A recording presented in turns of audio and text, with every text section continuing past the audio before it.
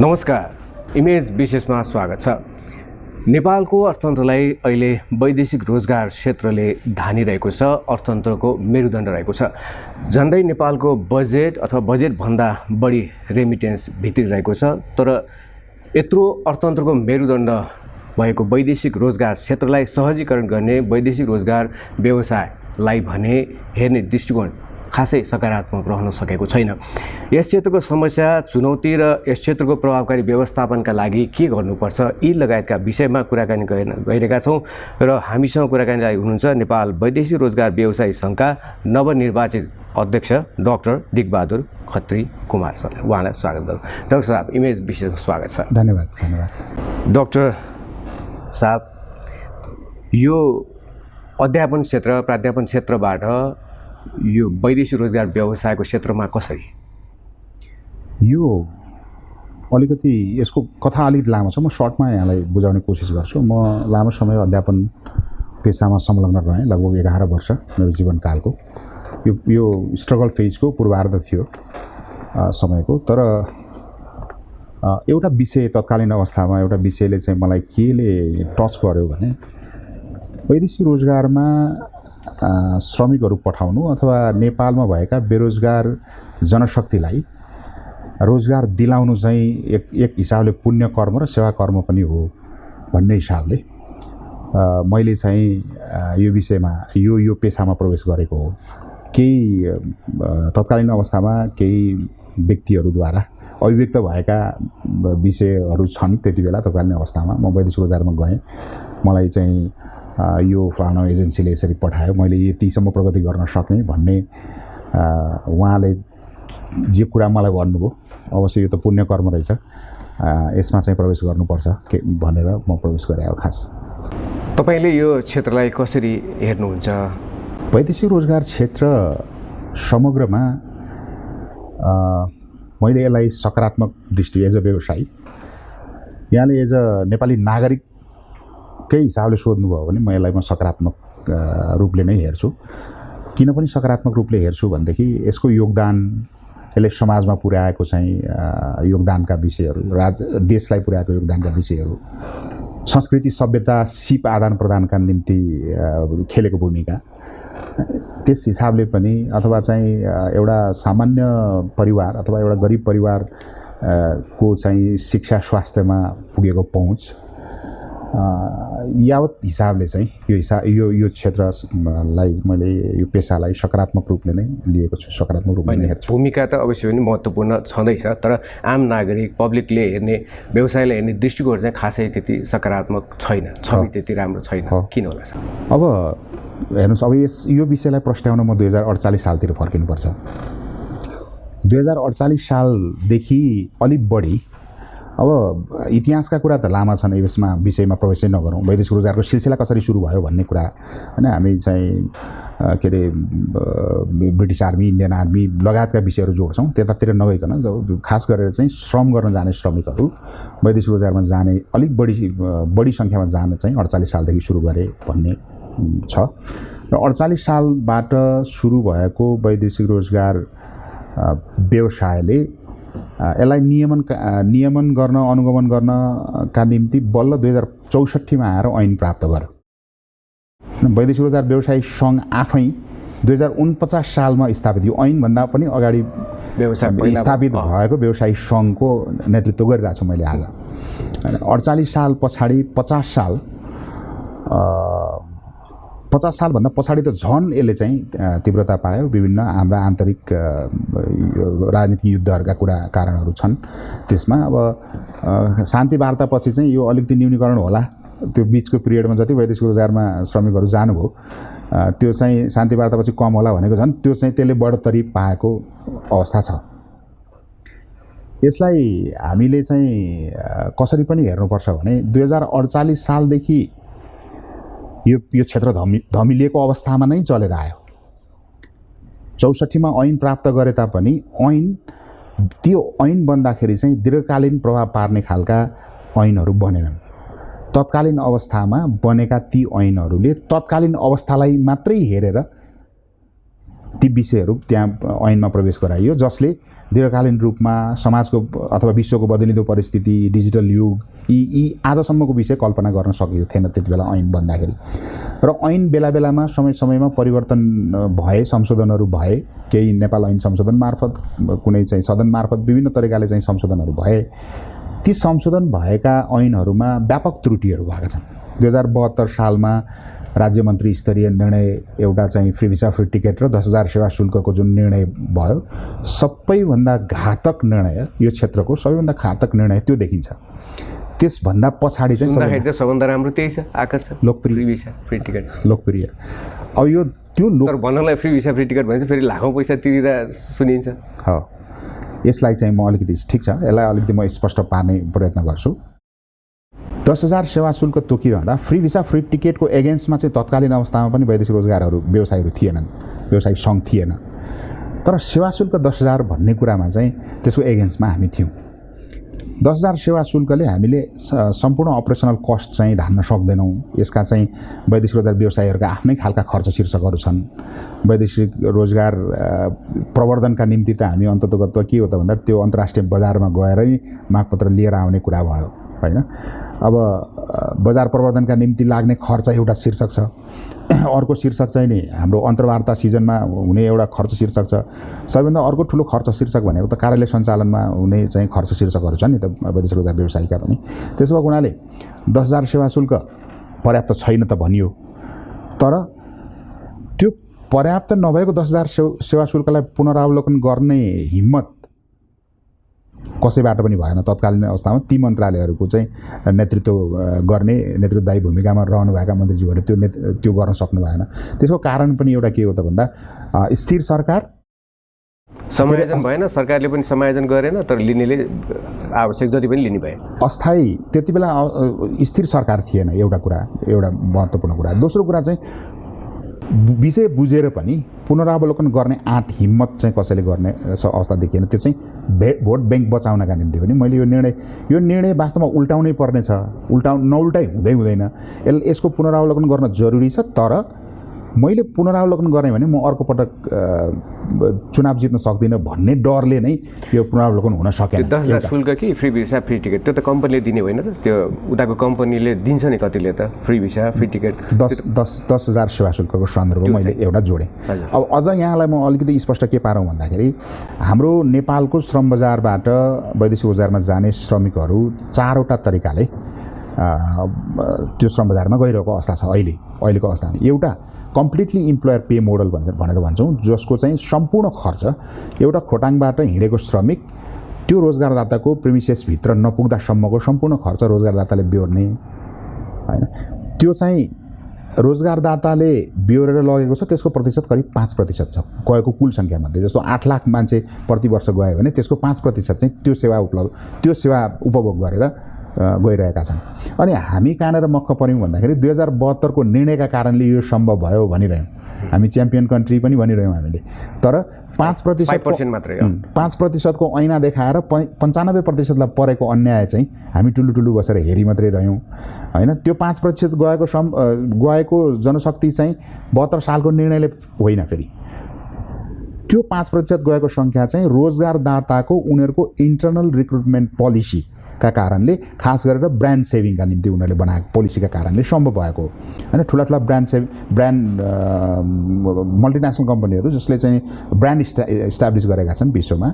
उनीहरू जहिले पनि आफ्नो त्यो वर्चस्व कायम राख्न चाहन्छन् त्यस कारणले गर्दाखेरि उनीहरूले यो पोलिसी बनाए अनि त्यो पोलिसी चाहिँ 72 भनेर हामीले भनिरह्यौँ त्यसले एउटा व्यतिथि के निम्ति आयो भने 10,000 सेवा शुल्क 10,001 रुपियाँ लिनु र 1 लाख रुपियाँ लिनु उस्तै हो भन्ने खालको पनि एउटा कुरा देखियो सकिन भनिरह्यो तर कानुनको दफा आकर्षित हुने चाहिँ त्यो 10,001 रुपियाँ लिँदा र 1 लाख रुपियाँ लिँदाखेरि पनि त कानुनको दफा त उही नै आकर्षित हुने भयो एउटा विषय मैले यहाँनिर जोडेँ दोस्रो विषय चाहिँ त्यो 5% बाहेकका 10% श्रमिकहरू चाहिँ कसरी गइरहेका छन् भन्नुहुन्छ भने फ्री भिसा फ्री टिकटमा गइरहेछन् सङ्ख्यात्मक हिसाबले हाम्रो बेरोजगारीको अवस्थालाई पनि हामीले एकचोटि हेर्नुपर्छ र कति प्रतिशत कुन तरिकाले चाहिँ श्रमिकहरू गइरहेका छन् त्यो पनि हेर्नुपर्छ त्यसो भएको हुनाले फ्री भिसा फ्री टिकटमा 10% गए अब बाँकी 35% 50% मा बाँकी रहेको 35% चाहिँ कसरी गइरहेका छन् भन्दै रोजगारदाताले फ्री भिसा दिन्छ त्यो रोजगारदाता ठिक छ, श्रमिक चाहिँ त्यो रोजगारदाता कहाँ म जाँदाखेरि आफै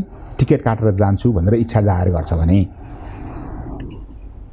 त्यो श्रमिक त्यसरी गइरहेको छ भनेको 35% भयो हैन। गर्दा 50% चाहिँ एक हिसाबको लयमा नै श्रमिकहरू गइरहेका छन् भन्न सकिन्छ। बाँकी रहेको 50% चाहिँ भिसाको पैसा पनि तिर्ने, यो अघि यहाँले भन्नुभयो उठाइरहेको असुली भइरहेको छ भन्ने कुरामा, भिसाको पैसा पनि तिर्ने र टिकटको पैसा पनि तिर्ने गरेर श्रमिकहरू गइरहेका छन्। वैदेशिक रोजगार व्यवसायी सङ्घले अथवा अहिलेका आम व्यवसायले राज्यसँग भनेको कुरा के हो भने पहिलो अघि मैले भनेको जुन इम्प्लोयर पे मोडल छ त्यसलाई प्रोत्साहित गरौँ, दोस्रो र तेस्रोलाई व्यवस्थित गरौँ, फ्री भिसा फ्री टिकटलाई नियमन गरौँ।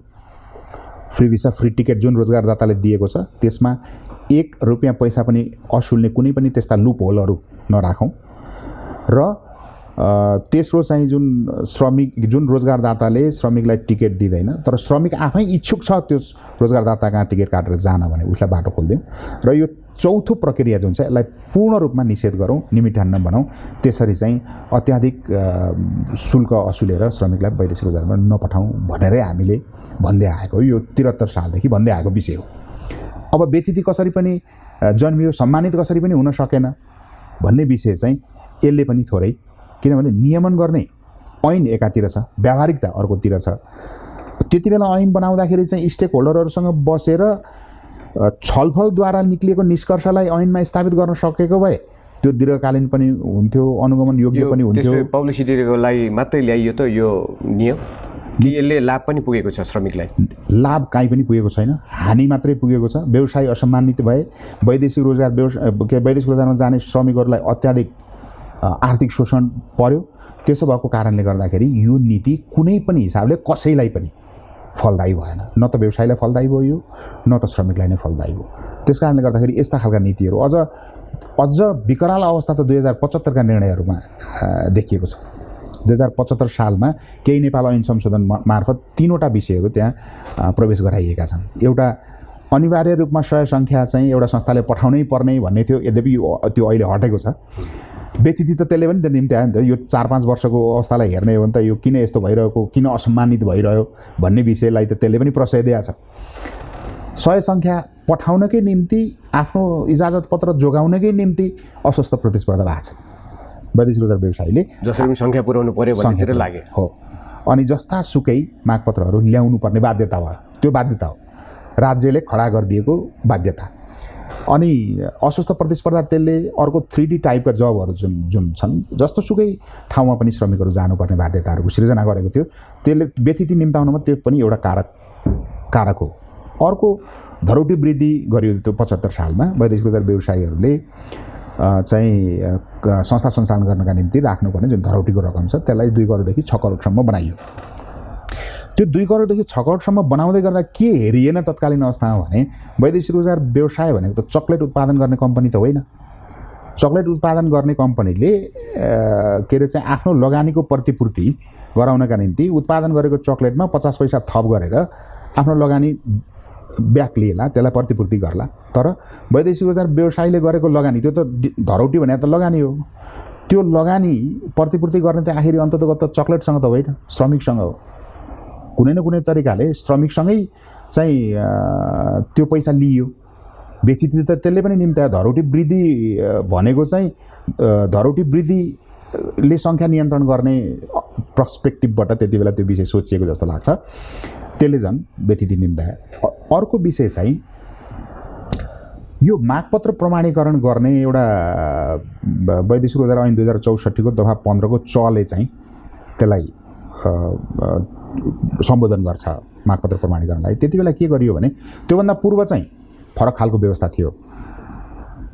75 पछाडि चाहिँ मागपत्र प्रमाणीकरण सम्बन्धित देशमा भएको नेपाली कूटनीतिक नियोगले अनिवार्य प्रमाणीकरण गर्नुपर्ने भन्ने व्यवस्था ल्यायो। त्यो व्यवस्थाले के गर्यो भने अहिले सबैभन्दा ठुलो व्यतिथि त्यसका कारणले भएको छ नेपालमा। त्यसले के गर्यो भने हाम्रा ट्रेडिसनल डेस्टिनेसनहरू जुन छन्, परम्परागत श्रम गन्तव्य मुलुकहरू जसलाई हामी खाडी मलेसिया लगायत भन्छौँ, जहाँ हाम्रा राजदूतावासहरू छन्, ती डेस्टिनेसनहरूमा मात्रै श्रमिकहरू पठाउनका निम्ति अभिप्रेरित गर्यो ऐनले एउटा। दोस्रो कुरा चाहिँ राइजिङ डेस्टिनेसनहरूको विषयमा परिकल्पना त्यति बेला गरेन। पछिल्लो समय के भयो त, गएको 3 वर्ष यहाँले हेर्नुहुन्छ भने गएको 3 वर्ष लगभग राइजिङ डेस्टिनेसनहरू खास गरेर eastern western Balkans, Schengen non Schengen corridor, जापानको SSW, कोरियाको E7, यो एकदमै आकर्षक गन्तव्यमूलक श्रमिकहरूका लागि एउटा। दोस्रो पारिश्रमिकका हिसाबले पनि आकर्षक, तेस्रो मानवाधिकार सुरक्षाका हिसाबले पनि आकर्षक। यी आकर्षक गन्तव्यमूलकहरूमा त्यो नीतिका कारणले गर्दाखेरि संस्थागत रूपमा श्रमिकहरू जान सकेनन्। गन्तव्य मुलुकहरूमा चाहिँ परिवर्तन आइरहेछ तर जान चाहिँ सकेको छैन, जान सकेका छैनन्। हामीले अझ यसलाई म अझ स्पष्ट के विषयमा पारौँ भने वैदेशिक रोजगार व्यवसायीहरूले यो वैदेशिक रोजगारमा जाने श्रमिकहरू का जुन श्रम गन्तव्य मुलुकहरू छन् त्यसलाई विकेन्द्रीकरण गर्नुपर्छ भन्ने पाटोबाट पनि हामीले बहस चलायौँ। विकेन्द्रीकरण किन पनि गरिनुपर्छ भने हामी त झन्डै रेमिट्यान्समै डिपेन्ड छौँ होइन आजको मितिसम्म। अनि एउटा भूगोलमा मात्रै हाम्रो श्रम बजारलाई केन्द्रित राख्ने हो भने त्यो भूगोलमा भइपरि आउने दैविक आएको सङ्कटले पनि यसलाई त गइहाल्यो नि, पर्दो रहेछ, डाइभर्सिफाई गर्नु पर्दो रहेछ भन्ने देखिएको छ। अहिलेसम्म हेर्दाखेरि चाहिँ अब सरकारकै नियम कानुनहरूले चाहिँ अप्ठ्यारो परेको जस्तो देखियो। यसमा व्यवसायीको भूमिका छ कि छैन? व्यवसायीको भूमिका त अवश्य रहने नै भयो होइन। कतिपय अवस्थामा बसहरू गर्दाखेरि तपाईँहरूले सकिन भनिरहँदा किन चलाउनु भयो त भन्ने, पेसा छोड्नु भएको भए हुन्थ्यो नि भन्ने बहसहरू पनि आउँछन्, प्रश्नहरू पनि आउँछन्। त्यो प्रश्न कति अर्थपूर्ण छन् कति अर्थपूर्ण छैनन् त्यो एउटा पाटो होला होइन। व्यवसायीहरूको भूमिका चाहिँ, व्यवसायले खेल्नुपर्ने महत्त्वपूर्ण भूमिका चाहिँ के हो त भन्दा यदि ऐन चाहिँ व्यावहारिक भइदिएको भए, सस्टेनेबल भइदिएको भए अथवा सर्वपक्षीय र सर्वस्वीकार्य ऐन भइदिएको भए अक्षरशः ऐनको परिपालन, ऐनभित्र रहेर काम गर्नु पर्ने व्यवसायको एउटा धर्म हो, त्यो गर्नै पर्छ, त्यसमा कुनै दुविधा रहेन। दोस्रो, वैदेशिक रोजगारमा श्रमिकहरू पठाउँदाखेरि वैदेशिक रोजगार व्यवसायीले आफूले श्रमिक पठाउन लागेको संस्था त्यो रोजगारदाताको एबिलिटी परीक्षण गर्ने कुरामा, जस्तो मैले 100 जना श्रमिक त्यो संस्थामा पठाउँदैछु भने त्यो संस्थाले 100 जना श्रमिकलाई राम्रोसँगले पाल्न सक्छ कि सक्दैन भनेर हेर्नुपर्ने, त्यसको स्ट्रेन्थ हेर्नुपर्ने, यो व्यवसायका कर्मभित्र जाने कुराहरू हुन्। र अर्को तेस्रो कुरा चाहिँ के हो भन्दा अस्वस्थ प्रतिस्पर्धा व्यवसायीले गर्नु भएन होइन। अस्वस्थ प्रतिस्पर्धा गरेर भिजा किनबेचका कामहरू होइन, एउटा चाहिँ कम्पनीले फ्री भिजा फ्री टिकट दिइरहेको छ तर त्यो व्यवसाय आफूसँग लिनका निम्ति, त्यो व्यापार आफूसँग लिनका निम्ति चाहिँ फ्री भिसा देऊ, टिकट चाहिँ श्रमिकले किनेर आउँछन् भनेर एप्रोच गर्ने खालका यस्ता खालका विधिहरूबाट चाहिँ वैदेशिक रोजगार व्यवसायी पनि बाहिर आउनुपर्छ। वैदेशिक रोजगार व्यवसायीले आफू सच्चिनुपर्ने कुराहरू पनि धेरै छन्।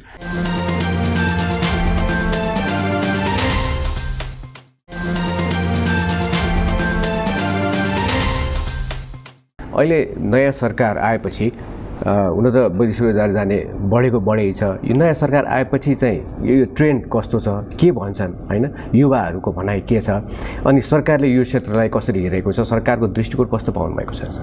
अब खास गरेर युवाहरूको सन्दर्भ चाहिँ म अलिकति जेनेरेसनसँग जोड्छु। अब युवाहरूलाई देशमै होइन आशावादी छन् कि, आशा बढ्या छ कि अब यही रोजगारी मिल्छ भन्ने उनीहरूमा विश्वास बढेको छ कि के कस्तो पाउनु भएको छ?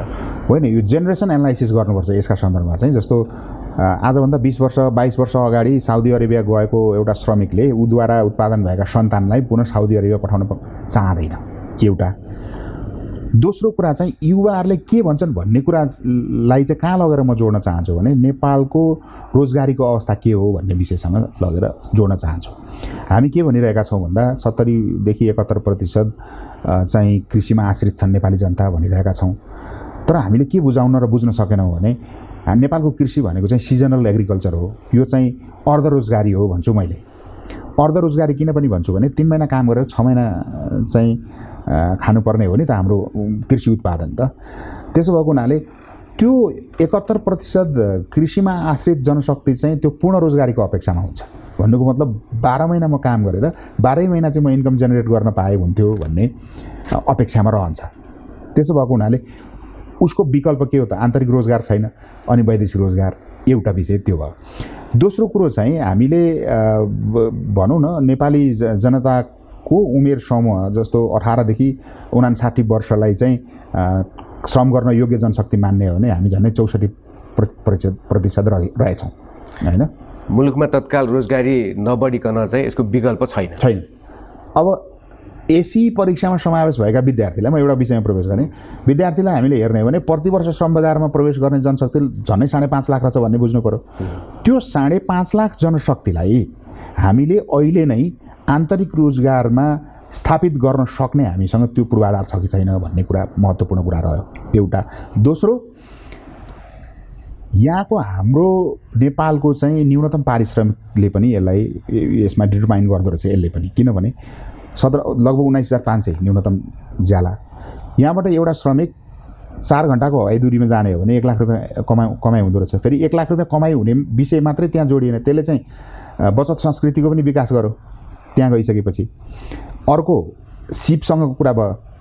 तेस्रो उसको चाहिँ सभ्यतासँगको कुरा, सभ्यता र सिप आदान प्रदान गर्ने कुराहरू भए, उसले चाहिँ विश्वमा भइरहेका चिजहरू सिक्ने भयो, देख्ने भयो। अर्को चाहिँ नि उसले कमाएर पठाएको जुन पैसा छ, पुँजी छ, त्यो पुँजीले चाहिँ शिक्षा र स्वास्थ्यमा चाहिँ नि उनीहरूको पहुँच पुग्ने यी लगायतका विषयहरू छन्। त्यस कारणले गर्दाखेरि चाहिँ सरकारले अहिले चाहिँ यो विषयलाई बुझेर अब चाहिँ यसलाई अलिकति व्यवस्थित गर्नुपर्छ होला। वैदेशिक रोजगारलाई अहिले ठ्याक्कै रोक्न सक्ने अवस्था पनि छैन। त्यस कारणले गर्दाखेरि अब ऐन संशोधन गरेर अलिकति त्रुटियुक्त ऐनलाई चाहिँ व्यवस्थित गरेर अनि सेवा शुल्कलाई पनि वैदेशिक रोजगार व्यवसायीहरूले अहिलेसम्म के भन्दै आयो भने 1 महिनाको तलब बराबरको सेवा शुल्क व्यवस्थित गरिदिनुहोस्। त्यो 10,000ले पुगेन, 72 देखि कराउँदै आए। यो चाहिँ वास्तविक हो रहेछ भन्ने अवस्थामा अहिलेको सरकार चाहिँ पुगेको हो कि भन्ने चाहिँ हामीले त्यो एउटा देखेका छौँ। त्यो हामीले 1 महिनाको तलब बराबरको सेवा शुल्क प्राप्त गर्ने अवस्था बन्यो र श्रमिकहरूको लागत शुल्क पनि निर्धारण गरिनुपर्छ भन्ने कुरा पनि हामीले उठाएका छौँ। यो चाहिँ नेपाली समाजमा निर्माण भएको भाष्य चाहिँ सम्पूर्ण पैसा चाहिँ व्यवसायले लिएर खल्तीमा हाल्दै भन्ने भाष्य निर्माण भएको छ, तर श्रमिकहरूले तिर्नै पर्ने शुल्क पनि छ क्या। फेरि यो चाहिँ कस्तो श्रमिकहरूले चाहिँ हाम्रो समाजले नबुझेको विषय चाहिँ म यहाँको सञ्चार माध्यमबाट म के भन्न चाहन्छु भने श्रमिकहरूले बुझाउनै पर्ने खर्च शीर्षक त श्रमिकले बुझाउनु पर्छ भनेर ट्रान्सपरेन्टली भनिदिनु पर्यो। इन्सुरेन्सका कुराहरू छन्, स्वास्थ्य परीक्षणका कुरा छन्, अभिमुखीकरण तालिमका कुरा छन्, एसएसएफका कुरा छन् होइन, प्रबन्धन बोर्डको कल्याणकारी कोषको कुरा छ। यो त सम्पूर्ण श्रमिकले तिरेर जाने नै हो नि। कानुनी व्यवस्था पनि त्यही छ र हामीले त फेसिलिट मात्रै गरिदिएको, त्यो पैसा पनि लिए भन्ने भाषा निर्माण भएर पनि हामी अलिकति असम्मानित भएका हौँ कि विषयले ट्रान्सपरेन्टली लानुपर्छ भन्ने नै विषयहरू छन्। अहिले चाहिँ सरकारले अलिकति तयारी चाहिँ गरेको छ। यो क्षेत्रको सुधारको लागि, प्रभावकारी व्यवस्थापन गर्नको लागि, स्वच्छ बनाउनको लागि, स्वच्छ कारोबार हुने व्यवस्था बनाउनको लागि सरकारले ऐनमा के समेट्नु पर्यो हैन, र व्यवसायीले के गर्नु पर्यो, सरले के गर्नुहुन्छ, सरको एजेन्डा के छन् यो क्षेत्रको सुधारको लागि? मैले एक ठाउँमा सुनेको थिएँ सरले चाहिँ यो क्षेत्रलाईमा आफ्नो उत्तराधिकारीलाई ल्याउने अवस्था बनाउनुपर्छ भन्नुभएको थियो। अहिले छ कि छैन हैन, अब ल्याउनुहुन्छ कि ल्याउनुहुन्न यो व्यवस्था? मैले सुने चाहिँ अब एकदमै चलेका हैन वैदेशिक रोजगार व्यवसाय हुनुहुन्थ्यो, उहाँले चाहिँ एकदम चलेको राम्रो काम भइरहेको एकदम भिडभाड हुने व्यवसायीले के भन्नुहुन्छ भने म चाहिँ 7 पुस्तालाई आफ्नो 7 पुस्तालाई यो क्षेत्रमा ल्याउँदिनँ भनेर भनेको सुनेको छु। यस्तो अवस्था किन आयो? यो अवस्था नआउनको लागि सरको एजेन्डा के छ त सर? होइन, अवश्य पनि यो त कस्तो भने हामीले श्रमिकको हित संरक्षण गरेर वैदेशिक रोजगार व्यवसायलाई सम्मानित रूपमा स्थापित गरेर उत्तरदायी सरकारको परिकल्पना गरे हो। अनि यो गर्नलाई चाहिँ कस्तो भने अहिले 20 वर्षसम्म मैले खर्च गरेर चाहिँ तयार गरेको सानो एम्पायर मैले पुस्तान्तरण गर्न सक्दिनँ, मेरा सन्ततिलाई दिन सक्दिनँ भने यो असम्मानित पेसा गरिरहनु त्यसको औचित्य छैन। यसलाई सम्मानित बनाउने दिशामा त्यो तहको बहस भयो कि भएन भन्ने मेरो चिन्ता। त्यो तहको बहस हिजोका दिनहरूमा भए पनि राजनीतिक अस्थिरताका कारणले गर्दाखेरि त्यसले चाहिँ पूर्णता पाएन। अहिले स्थिर सरकार भएको हुनाले त्यसले पूर्णता पाउँछ कि भन्ने एउटा अपेक्षा हो। म त्यही भएर पनि नेतृत्वमा आएको, यही यहाँले भनेकै कुरा मैले व्यवसायलाई भनेर यो विषय नै मैले भनेर यही सपना देखाएरै म यो नेतृत्वमा आएको। त्यसो भएको हुनाले यो पेसालाई सम्मानित बनाउनका निम्ति गर्नुपर्ने अपरिहार्य, राज्यले अहिले गर्नुपर्ने अपरिहार्य विषय भनेको के हो भने 2072 सालको राज्य मन्त्री स्तरीय निर्णय, त्यो पनि परीक्षणकालका 3 महिने परीक्षणकालका निम्ति भनेर आएको निर्णय, त्यसलाई वैधानिक बनाइयो अहिलेसम्म होइन। त्यसलाई वैधानिक बनाउने पाटा धेरै होला, त्यसका प्रोसिडियरहरू, त्यसलाई पुनरावलोकन गर्नु पर्यो। पुनरावलोकन नगरिकन यो क्षेत्र सुध्रिँदैन, नम्बर 1। नम्बर 2, वैदेशिक रोजगार ऐन 2064 को संशोधित ऐन 2075 त्यो केही नेपाल ऐन संशोधन मार्फत आएका मागपत्र प्रमाणीकरणको विषयलाई मैले अघि पनि भनेको छु। राइजिङ डेस्टिनेसनहरूमा वैदेशिक रोजगारमा कस्तो विडम्बना छ भनेदेखि संस्थागत रूपमा 2 करोडदेखि 6 करोडसम्म धरोटी राखेर स्थापित भएका संस्थाले चाहिँ पठाउन नपाउने, तर गैर व्यवसायीको संलग्नता भयो। गैर व्यवसायीले सडकमा बसेर, होटलमा बसेर, बाटोमा बसेर चाहिँ त्यो राम्रो चाहिँ आकर्षक गन्तव्य मुलुकमा श्रमिकहरू पठाए। यसलाई सहजीकरण गर्नु पर्यो। मागपत्र प्रमाणीकरणलाई कसरी सहजीकरण भन्ने अस्ति हामी ऐन संशोधनको विषयमा पनि यसमा बृहत छलफल यो विषय प्रवेश भएको छ गरेको छ। तर अब यसको कस्तो आउने हो त्यो स्वरूप भन्ने कुरामा चाहिँ त्यो चाहिँ हेर्न बाँकी छ। र अर्को चाहिँ यो वैदेशिक रोजगार ऐन 2064 को दफा 15 देखि 19 चाहिँ यति लेन्दी छ कि हाम्रा प्रतिस्पर्धी मुलुकहरू त भारतै हो, बङ्गलादेश नै हो, पाकिस्तान नै हो होइन। एउटा रोजगारदाता कहाँ भारतबाट एउटा श्रमिक जानु पर्यो भने 3 दिनमा पुग्छ, तर हामी कहाँ झन्डै चाहिँ 3 महिना लाग्ने अवस्था छ। त्यो बडा लेन्दी प्रोसेस छ। वास्तवमा भन्ने हो भने त एउटा के हो भने वैदेशिक रोजगार व्यवसायीले आफ्नो लेटर हेडमा दिएको प्रतिबद्धतालाई आधार मानेर वैदेशिक रोजगार विभाग अथवा मन्त्रालयले स्वीकृति दिनुपर्ने हो। किनभने जिम्मेवार त वैदेशिक रोजगार व्यवसायीलाई नै बनाइएको छ नि त। त्यसो हुँदा त यो धेरै लामो बहस गरेर ठुलो ठुलो ऐनको किताब बनाएर पनि यसको अर्थ छैन। खास गरेर कुरा चाहिँ के हो त भन्दा जिम्मेवारी वहन गर्ने कुरा चाहिँ महत्त्वपूर्ण हो। त्यस कारणले वैदेशिक रोजगार व्यवसायीले एउटा उसको लेटर हेडमा फलानु देशको फलानु कम्पनीमा म यति श्रमिक पठाउँछु, मैले यति माग प्राप्त गरेको छु भनेर दिएको एउटा चिठीका आधारमा चाहिँ यो सम्पूर्ण प्रक्रिया पुरा हुनुपर्ने। तर हामी चाहिँ किताब निर्माणतर्फ पनि लागेका छौँ होइन। भारतमा चाहिँ त्यो एउटा प्रचलन छ, त्यो एउटा राम्रो प्रचलन देखिया छ। यी 2-3वटा विषयलाई चाहिँ गम्भीर रूपमा लिएर खास गरेर सेवा शुल्कको व्यवस्थापन 72 को कुरा गरेँ, यो व्यवस्थापन गरेर जाने। यदि राज्यले यी 3वटा कुरा व्यवस्थापन गरिदियो भनेदेखि चाहिँ अघि यहाँले सोधेको प्रश्नमा म फर्किन्छु। तपाईँ के गर्नुहुन्छ भन्ने प्रश्न गर्नुभएको थियो। म के गर्छु भने वैदेशिक रोजगार व्यवसायी सङ्घले के गर्छ भने सम्पूर्ण ती आफ्ना सदस्य संस्थाहरूलाई हामीले यस्तो राम्रो आचार संहिता बनाएका छौँ। हेर्नुहोस्, त्यो आचार संहिता देख्नुभयो भने वैदेशिक रोजगार व्यवसायीले नि यस्तो आचार संहिता बनाउँछन् र भन्नुहुन्छ, प्रश्न गर्नुहुन्छ होइन। त्यो तर त्यसलाई इम्प्लिमेन्टको पाटोमा हामीले लान सकेका छैनौँ। किनभने बाधा छ नि त। त्यो बाधा पुग्ने हो भने त्यो पालनाका स्ट्रिक्टली पालनाको कुरामा लान्छौँ र राज्यले ती 3वटा कुरालाई सम्बोधन गरिदिने हो भने हामी संरक्षण गर्दैनौँ गलत गर्ने व्यवसायीको। हामी दण्ड सजायका निम्ति सिफारिस गर्छौँ जसले गलत गर्दछ त्यो क्षेत्राधिकार क्रस गर्दछ। तर अहिले त अब क्षेत्राधिकार क्रस नगरिकन पनि उपाय छैन होइन। ऐनले चाहिँ बिरालोलाई कोठाभित्र थुनेर पिट्ने खालको चाहिँ व्यवस्था गरिदिएको छ।